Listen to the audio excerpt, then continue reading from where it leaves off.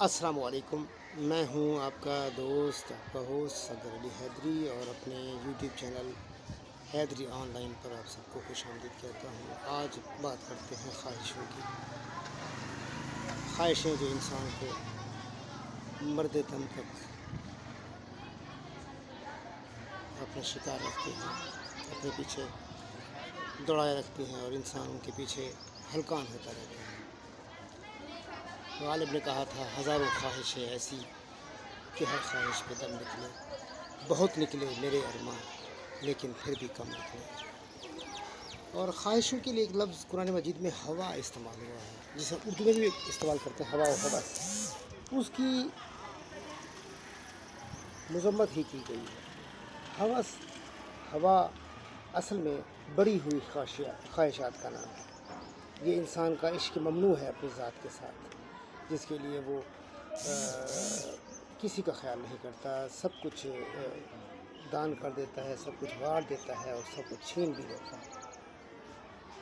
تو ان خواہشوں کو لگام ڈالنا ضروری ہے، شریعت کی لگام ڈالنا، زہد کی لگام ڈالنا۔ لیکن شاید زہد یہ نہیں ہے کہ آپ خود کو ترسا دے رہے ہیں۔ انسانی جسم کا بھی انسان پر حق ہے، اسے پیاس لگتی ہے، پانی پینا چاہیے، اسے بھوک لگتی ہے، کھانا کھانا چاہیے، اسے ساتھی کی ضرورت ہے، اسے نکاح کرنا چاہیے، اسے خواہش ہے کہ وہ مشہور ہو جائے، اسے اچھے کام کرنے چاہیے۔ تو ہر وہ چیز جو انسان کے اندر رکھی گئی ہے اس کی مذمت بری ہے۔ بعض لوگ دیکھا گیا ہے کہ عقل کی مذمت کرتے ہیں، کچھ خواہشوں کو پورا کہتے ہیں، ایسی بات نہیں ہے۔ اللہ نے تو کوئی بری چیز بنائی ہی نہیں ہے۔ یاد پڑتا ہے کہ کسی صوفی سے کسی نے پوچھا تھا کہ آپ تو صوفی ہیں اور صوفی سوائے خدا کے کسی کو نہ مانتے ہیں نہ کوئی سمجھتے ہیں، لیکن دیکھا ہے کہ آپ کو دنیا بھی پسند ہے۔ تو اس نے بڑے پتے کی بات کی تھی، بہت بڑی بات اس نے 2 لفظوں میں بیان کی تھی۔ اس نے کہا کہ یہ دنیا میرے محبوب نے بنائی ہے، اور یہ کھلیا ہے کہ محبوب کی ہر چیز پیاری ہوتی ہے۔ مجھے دنیا سے پیار اس لیے ہے کہ یہ میرے اللہ کا بنایا ہے۔ تو انسان کو اپنی خواہشات کے لیے سرپٹ بھی نہیں توڑنا چاہیے اور اسے بھوکا بھی نہیں رکھنا چاہیے۔ نیند کی خواہش ہے، سو جانا چاہیے۔ لباس کی خواہش ہے تو لباس پہننا چاہیے۔ اپنے آپ کو سنوارنے کی خواہش ہے تو اس کو اپنے بال بنوانے چاہیے، کٹوانے چاہیے، نہانا چاہیے، اپنے حلیے کو ٹھیک کرنا چاہیے۔